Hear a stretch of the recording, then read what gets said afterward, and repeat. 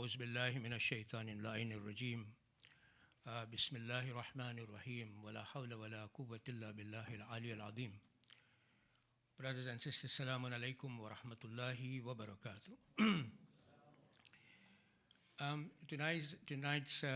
This evening's topic been introduced, and I'll make it very interesting for you, particularly for those whose heritage is one of emergence from East Africa, and from beyond that from India, but those whose heritage is not one from either of these two countries would still, is it okay? Thank you.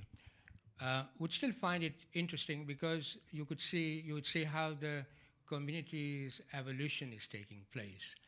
So last year, I dealt with this particular topic, Khoja Shia Ishnashri Community Diaspora, an exploratory overview. The idea there was to show the community how we emerged as a global diaspora community and what factors influenced in the emergence of us as a diasporic community. But this time round, I am going to talk about our journey or a quest of new socio-religious identity. So basically, this particular subject matter came about as I was dealing with the archival material of our community. I found it very interesting that we started to call ourselves Khoja Shia Ithna Ashari from Khoja community, and wanted to find out, well, how did that emerge? And so what I'm going to share with you is my reflections and my research that I have carried out so far. So basically, what I want to sort of say that this is my lecturing that I do. I do lecturing in bioethics. This is where we talk about rights and wrongs of the application of science of medicine. So that is one part of my troubles. The other one is dental legal field, because I'm a dentist by profession and I have an interest in the ethics and legal aspect of my profession. So I give that aspect of my career and experience to the dentists. And the last one is the Awakening Project.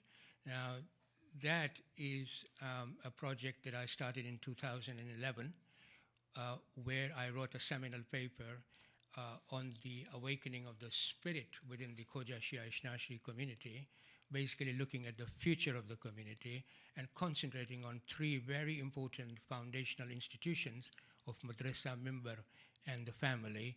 And of course, the best motto is what it says here: the best way to predict the future is to create it. Now, what you see here, can you see all right? Okay. What you see here is, in a nutshell, our history in summary form, outline form. The first thing to remember is that we have a history in Islam of 700 years. This is where the peers from Iran and Afghanistan came to parts of Gujarat, Punjab, Sindh, and converted the Luhana community to accepting what is known as Satpanthi religion. Satpanth basically is a faith where it's a synthesis of both Islam and Hinduism, and the combination of it, or the mixture of it, is the syncretic nature of the community or Khoja community that they built. Now, these peers, when they came to convert, the two very important peers, according to the community history, are the Pir Sadruddin and his grandson, Pir Imam Shahi. These two characters actually provided this particular synthesis of Satpanthi, and then we see a Khoja community developing this syncretic nature of belief, where there's a mixture of both Islam and Hinduism. And this is how sort of it carried on. The important thing to remember is that the Satpanthi religion, what Satpanthi means is this, that Satpanth comes from a Sanskrit word, and it means seeking true path. And syncretic means a mixture of various beliefs. So what's happened was that the Pirs brought Islam to a Hindu community, and what they did was they sort of mixed it together and made it out like a searching for the truth. And that syncretic nature of the community is what the Khoja community became. Now, Aga Khan won. I mean, this is how the Khoja community was, a syncretic nature of the belief. And until 1840s, when Aga Khan came to India, and this is when the assertion from the Aga Khan began to be imposed on the Khoja community, and the elites of the Khoja community then rebelled against the authority of Aga Khan. And there was a famous 1866 Khoja case. When the judgment came, it came like this, that the Aga Khan I, was the head of Khoja community. And this is where we see the split occurring. First the Sunnis, and then the Shia Ithna Ashari. Now, the Shia Ithna Ashari started to sort of emerge as a community from 1866 onwards. So we have a community history of around 150 to 160 years or 170 years. So if you think about it, we are a very young community, but it's very interesting that this community emerged with the foundational base, or rather the foundation based on madhab or faith. So Ishnashri community started to sort of emerge from 1870 onwards.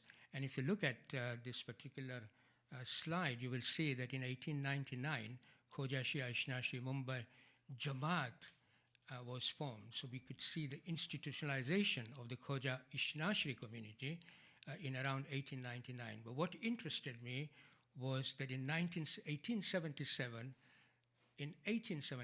almost 12 years before Mumbai formed its Jamaat, there was a Jamaat of Khoja Shia Ishnashri in Zanzibar. And that allowed me to ask so many questions as to why, for example, the Zanzibar Khoja community were able to establish a Jamaat in 1877. So I started to ask questions like this. I mean, when you do research, there are some questions that you need to ask. What is a Khoja community? How is it being constituted? Did it identify with any specific religious community in early 18th century? This is before Aga Khan came.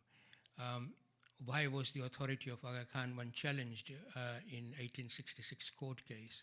How did the decision of 1866 court case impacted the Khoja community? Now, these are very interesting and quite deep questions that we need to delve into to actually understand why, for example, the Khoja Shia Ishnashris formed a Jamaat in 1877, whereas Mumbai was formed in 1899. So what happened? If you look at the previous slide, this one here, there was the cleavage that occurred after the 1966 court case, and so what I needed to do was to go back from 1877 and try and understand what was the Khoja community like, particularly what was the Khoja community like before Aga Khan arrived. So if you look at this map, if you look at this area here, I'm just going to stand up. Look at this area here. I know the cleavage occurred here, but when you look at this area here, there is a lot of void there. A lot of questions needs to be asked and answered in that area, just prior to Aga Khan coming and prior to Aga Khan's then asserting authority over the Khoja community. So what I needed to do is to investigate Khoja community itself. So we needed to go back to Khoja Shia Ishnashri of East Africa, our collective past. And there are 4 areas that I needed to sort of look into. The first area was the Satpanthi Khoja connection. Now, we know from our communal records and traditions and all that, the Khoja community wasn't an Ismaili community prior to Aga Khan, although there is a view there which suggests that it was an Ismaili community prior to Aga Khan coming to India.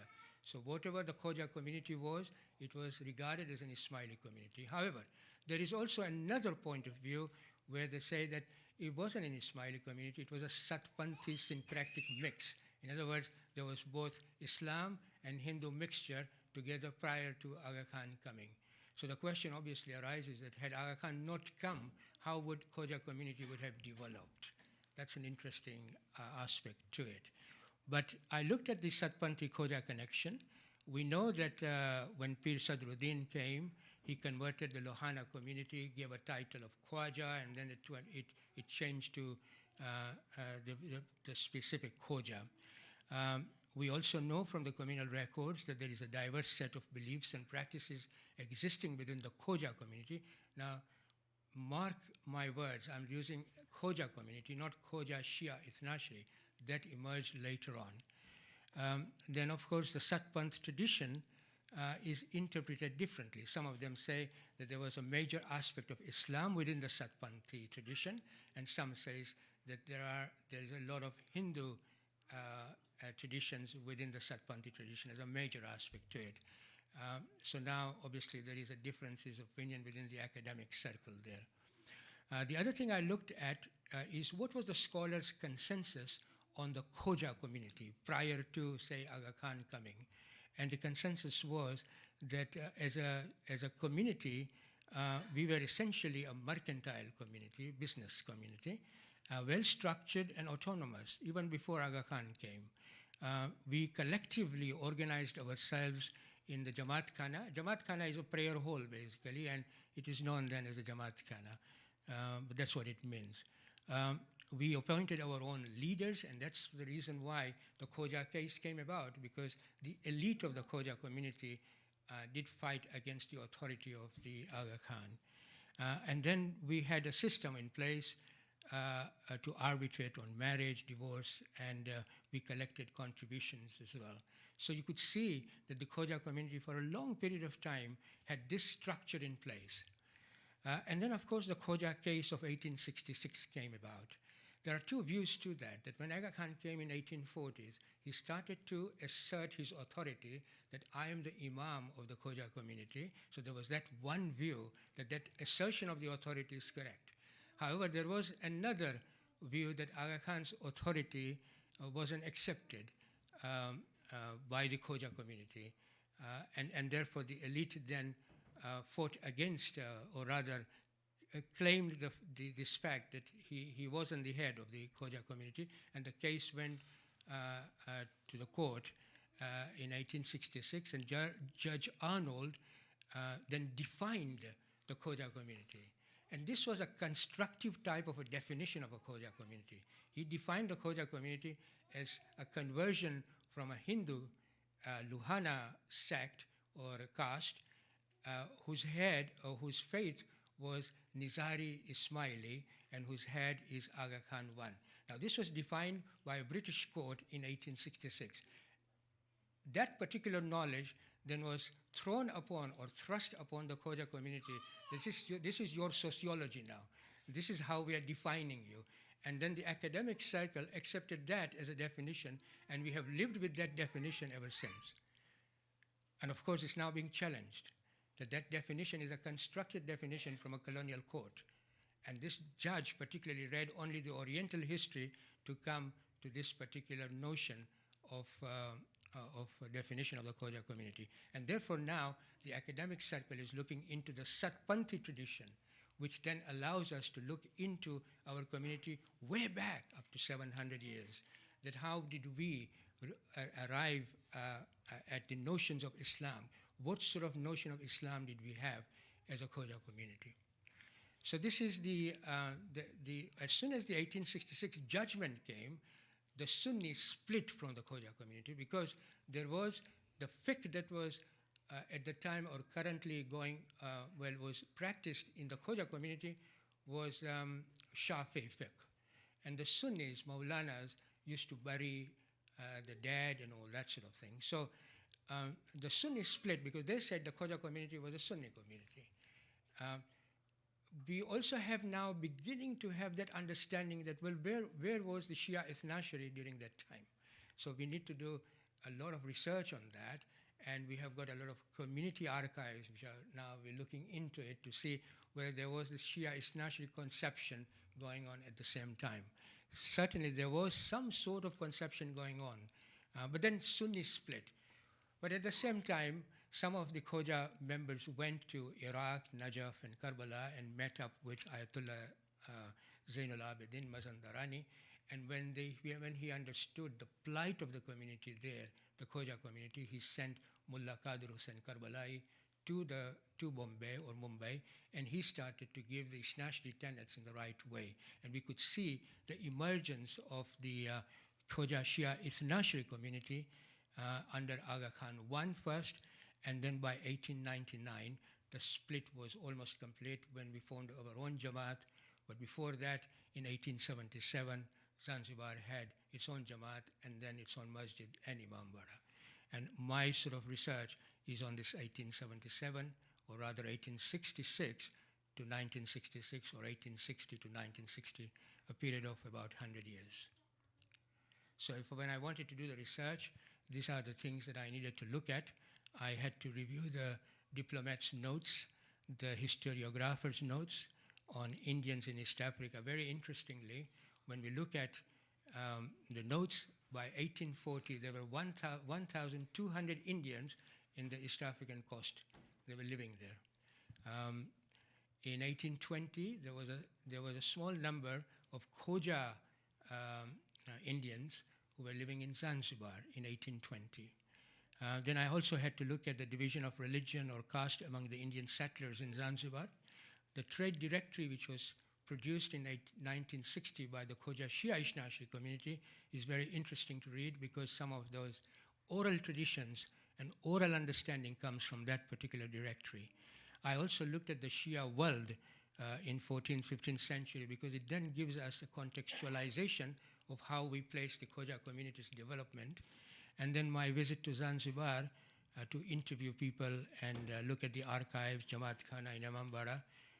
Jamaat Khana in Zanzibar was built in 1838, and the first Mukhi was elected by Khoja community in 1834. So we have those dates there. So the first thing I looked at was migration. Now, why have I chosen the date or the year 1839? Because our own Khoja Shia Ithnashari community record shows that the first sort of person to enter East Africa, according to the record, was 1839. But when I visited Dar es Salaam just recently, I was told that there is a record that the first person who came was in 1835. So I started to look at the macro picture. In 1839, what was happening that induced the Khoja community to migrate from where they were living in Kutch and Kathiawar. Kutch and Kathiawar was in Gujarat. That's they were facing the Indian Ocean. It's the western aspect of India. And so they were facing a huge trade block there called Indian Ocean Trading World. Now, our Khoja community took advantage of that. And so it was very easier for them to just go out onto the Khoja, to the Indian Ocean Trading World and trade. So they used to then go to Muscat. From Muscat, they used to go to Aden. From Aden, they used to come down to Mogadishu and then onto the East African coast up to Madagascar. And this is how this huge trading world helped the Khoja community to migrate. There was, of course, hardship. For them to go to Zanzibar, they had to first go to Muscat, and the ship would only be available once a year, and it all depended upon the monsoon winds. So in the ship, they had to make a mental journey first. What sort of hardship would I go through before they make a physical journey? And one of the things that they understood was that anything can happen in the ship. And some of these guys used to get murdered, and their property was then divided by Arabs in Zanzibar. So they had to face a lot of hardship. But this trading world gave them the opportunity to come out of India to come out of Gujarat and then go into other places. So that was one influence. The other influence was the abolition of slavery there. And once the abolition of slavery occurred, the manpower became reduced by those people who owned the plantations. So obviously they needed workforce once the slavery was abolished. So they created this system called Indian Indentured Labor System, where the plantation owners, who were mainly British, worked with the Indian government of that time to create this particular bondage system. It's called Indian Indentured Labor System. It lasted up to 1917, and by that time, 1 million Indians moved out from India, and 32,000 Indians went to East Africa. Khojas did not use the indentured labor system. Thank you. They were explorers in their own right. There was two brothers, Musa Kanji and Sajan Kanji.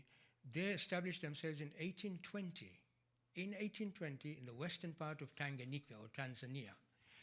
And they were the first Asians who actually told Burton and, is it Speke and Burton?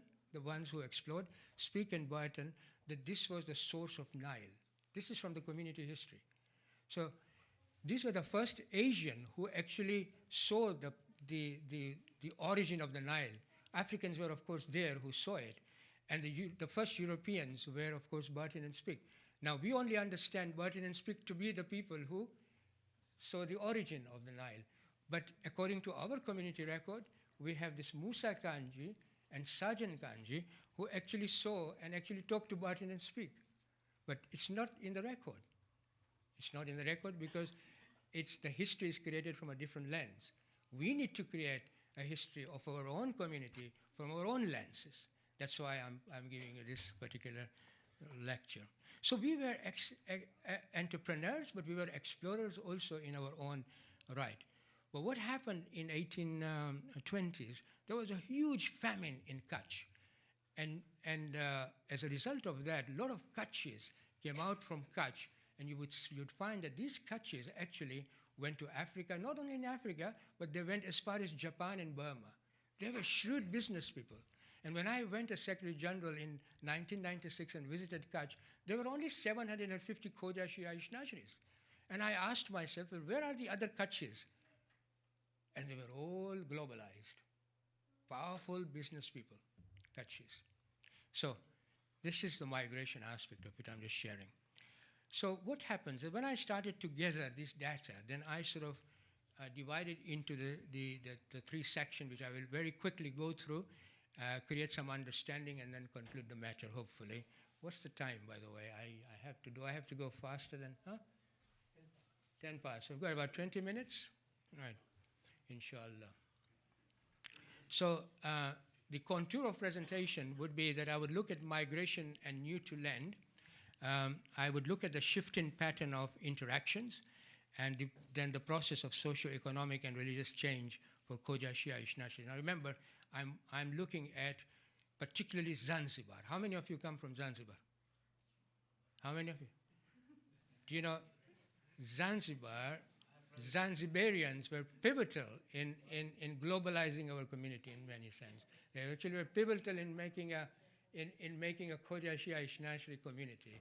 So, good to all of you who have got this heritage. So anyway, I'm basically looking at Zanzibar, but then I also deep into the East African coast and the interior as well. So let's look at the migration and new to land. I think you can't, can you see all of it or not? Right. Okay, what I'm looking at is the economic situation first here in the 1870s and in late 1880s and all that. Now, two things was very important. In 1820, there was a small number of Khoja Shia Khoja community or Khoja community Indians living in Zanzibar. They mainly come from Kutch, Kathiawar, and Surat. But by 1840, what happened was Sultan of Oman transferred his sort of sit from Oman to Zanzibar. And what he was an entrepreneur, and he was in a way, if you look at the history of this guy, he was a freedom-loving chap. And he wanted Indians to come and trade in Zanzibar. And he allowed Hindus to come as well and build their temples, and allowed the Muslims to build their mosques, and according to whatever sects they were. So in 1840s, he encouraged the Indians to come to Zanzibar. So from the records tells us that from 1840s, suddenly the Indian groupings, or the Indian population, actually increased in a lot in numbers. And amongst them, Khojas were the largest in Zanzibar. So from 1840s, you'd say that the Khojas were the largest group, 26 married women in 165 Khoja households. But by 1870s, there were 650 women, 850 men, and 725 Khoja children. So this is the Khoja population. I'm talking about not Khoja Shia Ithnashri. Here I'm still talking about the Khoja community. There was the Sunni element there, there was the Shia Ithnashri element there was the Ismaili element there, and there was a mixture of Satpanti and all that. So we had that sort of a mixture of beliefs and call ourselves Khoja. But mainly now Khoja Ismailis were sort of dominating. But if you look at the Hindu population, there were 400 to 500 Hindus, men, and not a single woman. Why? Because they had a caste belief, their religious belief, that when they cross over the water, they cannot allow the women to cross over. This was not allowed. So there was not a single woman until 1879. The first Hindu women came, and there was a trumpet and all that to welcome this first Hindu woman into Zanzibar. So that sort of came about. Until then, so you can imagine why, for example, Hindus looked to India for the permanent settlements. They always regarded that Zanzibar and East Africa was a temporary thing. But when Khoja Muslims came and they saw the Islamic ethos of Zanzibar, they felt comfortable. And some of these guys started to adopt Arab dress. They started to speak Swahili. Some of them spoke Farsi and Arabic. This was all the influence of the Bahrainis and the Persians or the Iranis who were there, and some of the Arabs. And the Arabic sort of mazhab there was Shafi'i and Ibadi, whilst he allowed also the Shia Jafari and Ithnashri sect to also mingle along the Sultan, mingle along in Zanzibar. But by late 1880s, we now have documents where we can say that Khoja Shia Ithnashris were already settling in Zanzibar, Lamu, Mombasa, Bagamoyo, and then with the advent of the railway and the security provided by the colonial governments in terms of communication and infrastructure and all that, a lot of our people then began to go into the interior of East Africa. And we started to set up dukas, which was mainly run by husband and wife. So you could see in the Khoja community the power of the women.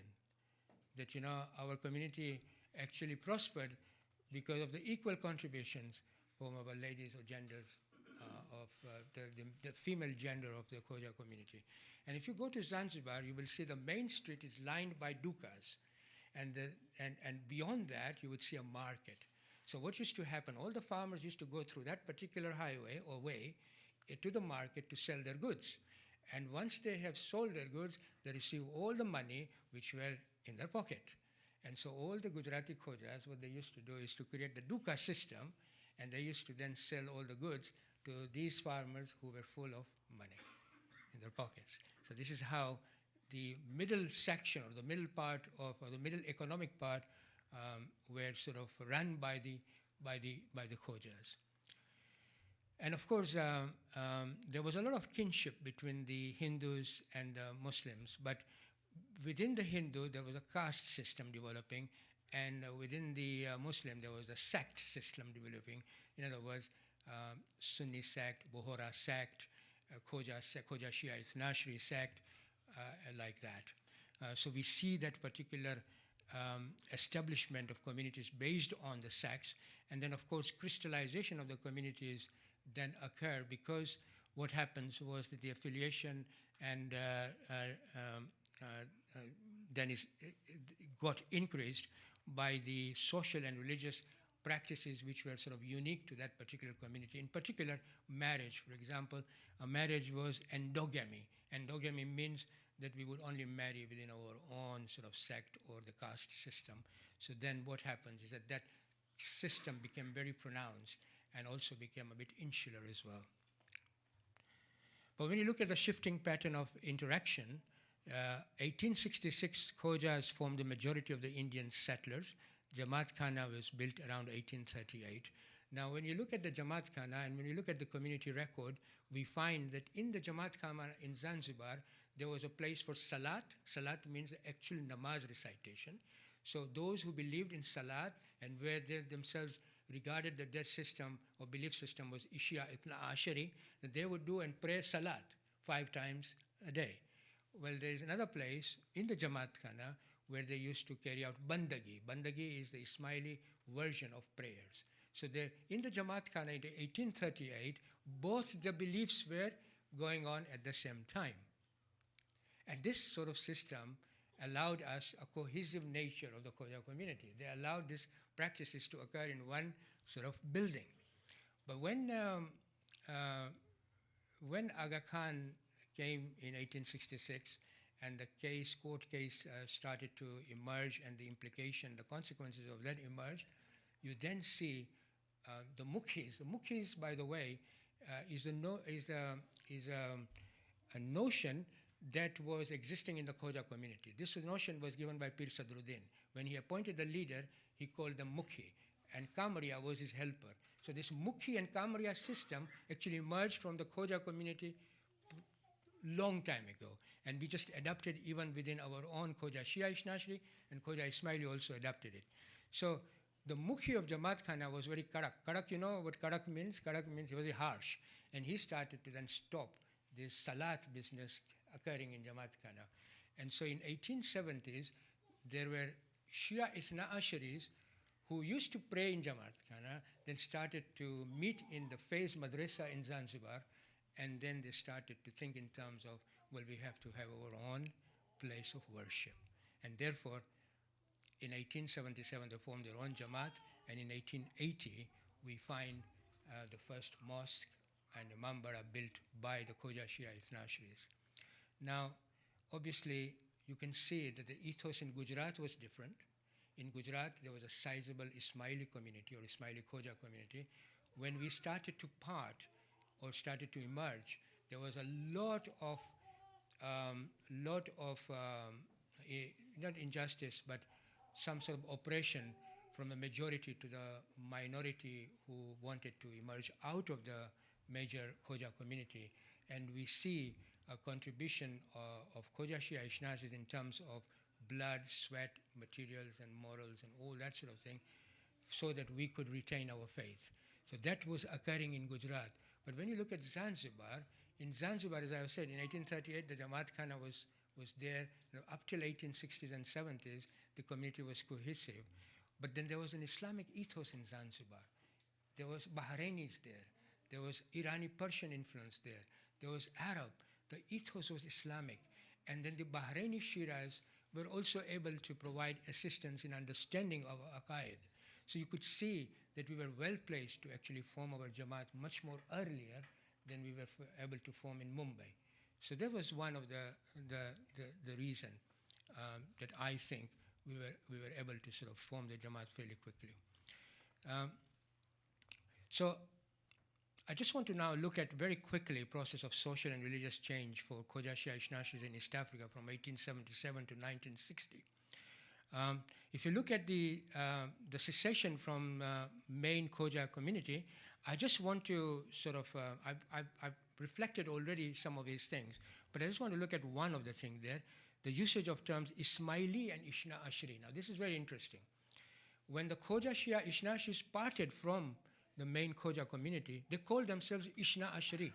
So everywhere they formed a Jamaat, or they formed a Gymkhana club, or they formed a social organization, or they formed a dispensary. They always placed, they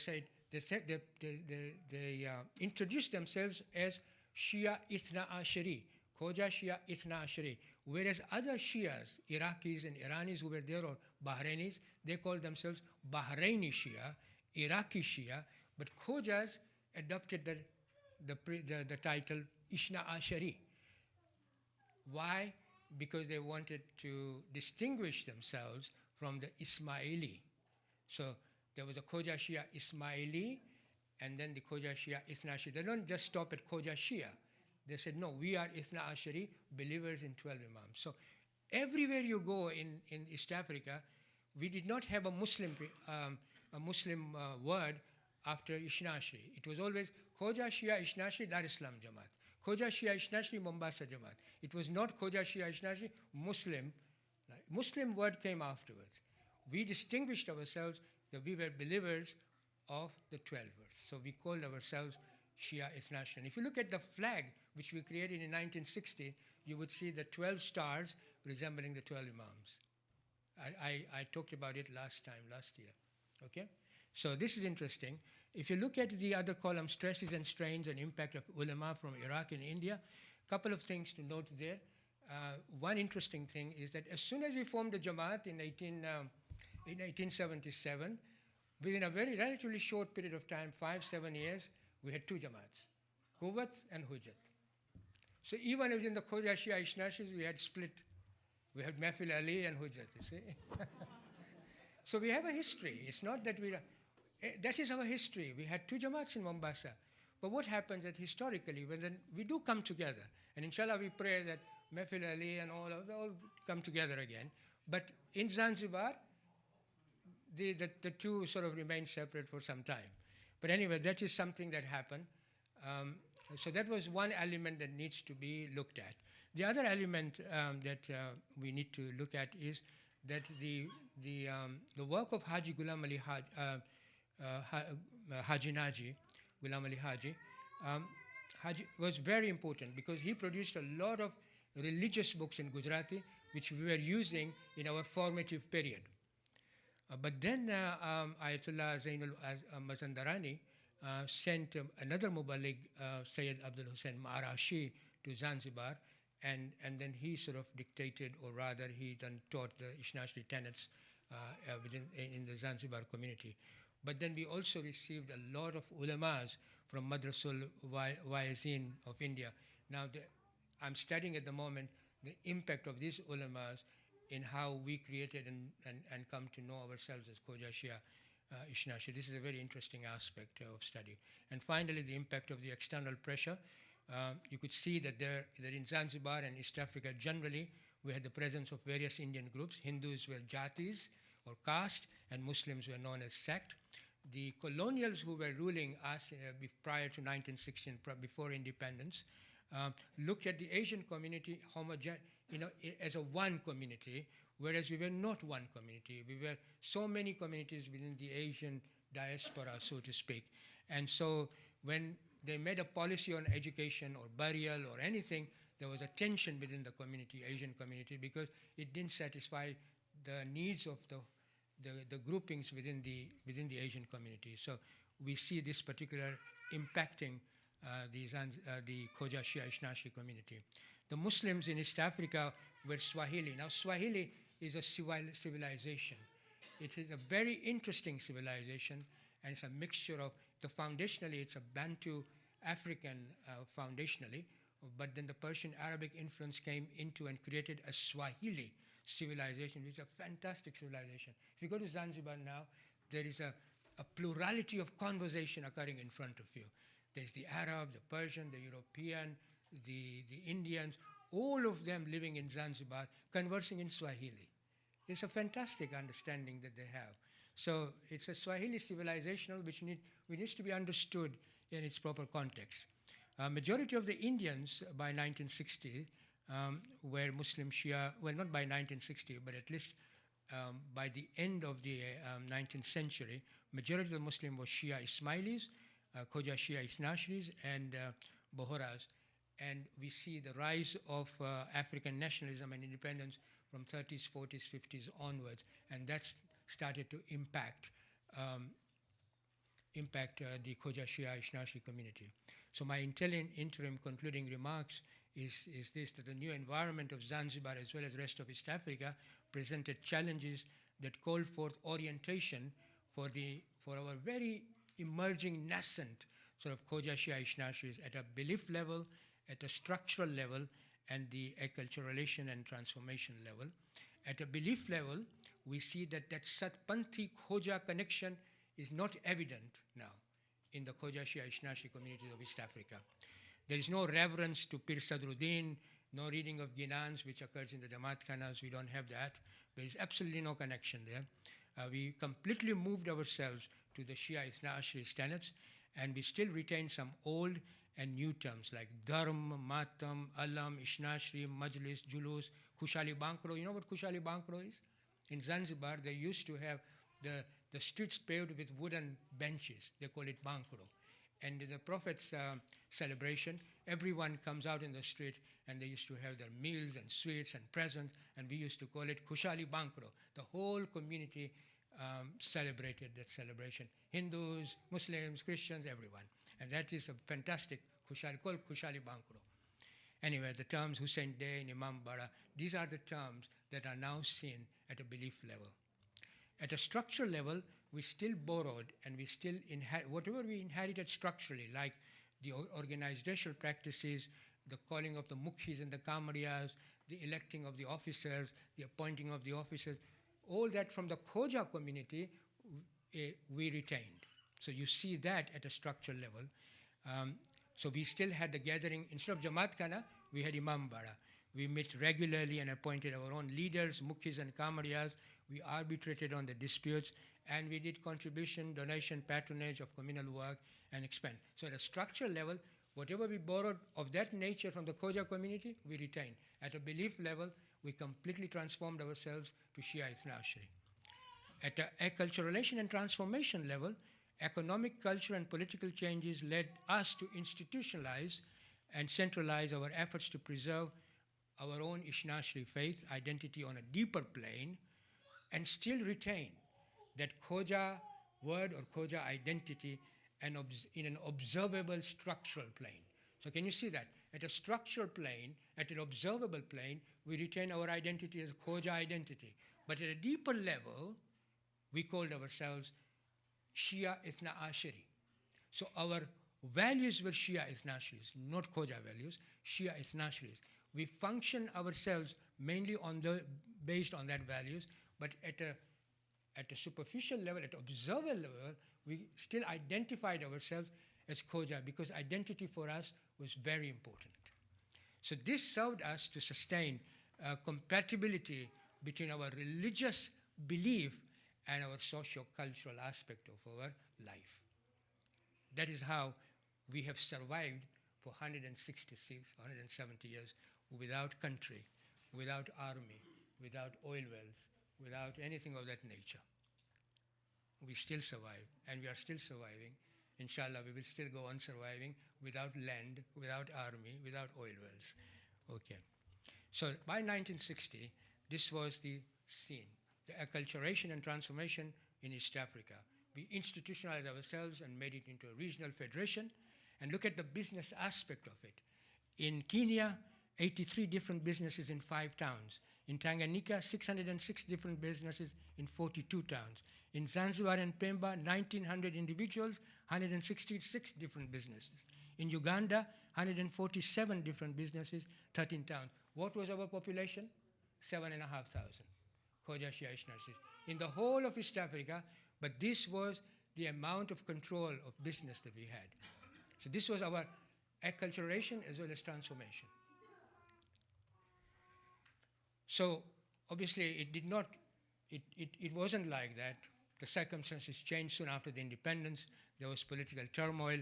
There was 1964 Zanzibar Revolution, 1972 Uganda Exodus, Somali crisis, Kutch earthquake, Yemen crisis, and we found ourselves migrating to all over the places, and we formed a globalized community by creating a hierarchy: Jamaat, Regional Federation, and World Federation. And the aim was to preserve our unity. Come on now. Do you have to now? Malice. Anyway, the aim of forming this hierarchy, Jamaat, Regional Federation, and the World Federation, was to preserve our unity and identity. And then, of course, we became a community diaspora. 5 continents. We live in plural, globalized, infoprenized, and knowledge-based societies, and we cross cultural, religious, ethical boundaries every day. I'm finishing now, fairly quickly. Just one challenge, 3 challenges. Have I got time to finish it? Okay. Look at the first challenge that I'm talking about here. This is very important. Did you see that we formed a hierarchy, Jamaat, Regional Federation, and World Federation? Now, that particular structural or geographical way of functioning as a globalized community may not be now enough for us to function efficiently. Why? Because of the digital revolution. What is happening now is that we are functionally integrating. We don't need geographical integration, we need functional integration. What this means is that Jamaats and individuals can functionally integrate without having these structures. So towns can integrate with another town. Jamaats can integrate with another Jamaat. Individuals can integrate, families can integrate with other families. They don't have to have regional federation and world federation for them to now have integration. They can integration because of this revolution. Now, obviously, here one of the major issues that we will have is how we can sort of tackle this geographical, structural way of working, and we have to take it. So that's first challenge. The second challenge is one of change. If you look at the Khoja Shia Ishnashri community, how many of you regard the Khoja Shia Ishnashri as a thick community? There is no different race, no outsider, no different values, no different culture. How many of you think that we are in that limbo at the moment? Right, okay. But how many of you think that we should be in the thin community? Maximum freedom, maximum individualism, diversity maximum, nothing to think of as a community. How many of you think that we should be in that? It's too much, isn't it? We should really go from the thick, bold community to somewhere we should be comfortable. So this is another challenge that we need to,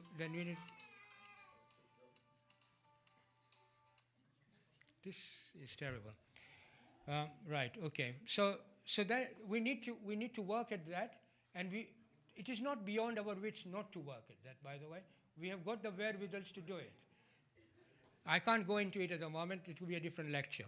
The third challenge and a final challenge is challenge of diasporic identity. What that means is that our great-grandfather gave us an identity, Khoja, Shia, Ithna Ashri. They were very outward-looking, very enlightened people. They gave us this identity. And when we went outside India, and when we went outside East Africa, we started to call ourselves Khoja Shia Ishnashri, Muslim, British, American, Canadian, Indian, and Kenyan, whatever suited us. So this was our diasporic identity. But as I talked to you last time, now there is, even in United Kingdom, the Muslims who are living in United Kingdom themselves want to be known as British Muslims. And so now we have a tension between a diasporic identity and the national identity, British Muslim. Whether we'll be able to support a diasporic identity or whether we'll be supporting a British identity or British Muslim identity, that remains to be seen. Although we have wherewithals to be both diasporic as well as national, and I think we should retain those. So that's the other challenge. And if you are interested in publication, I've got a publication that which is titled Preserving While Redefining the Khoja Shia Ishnashri Muslim Identity Today, the Importance of the Mimbar, Madrasa and Family. And I'm also doing a paper on the quest of the social religious identity, which hopefully should be published soon as well. I think I'll stop here because the namaz time is there, and if there is question and answer, we can do it afterwards, or we can, if you are interested, otherwise we'll all go home after a cup of tea. Thank you very much, Sibtain uncle. Inshallah, we'll do the Q&A after Salah. Inshallah. Salawat.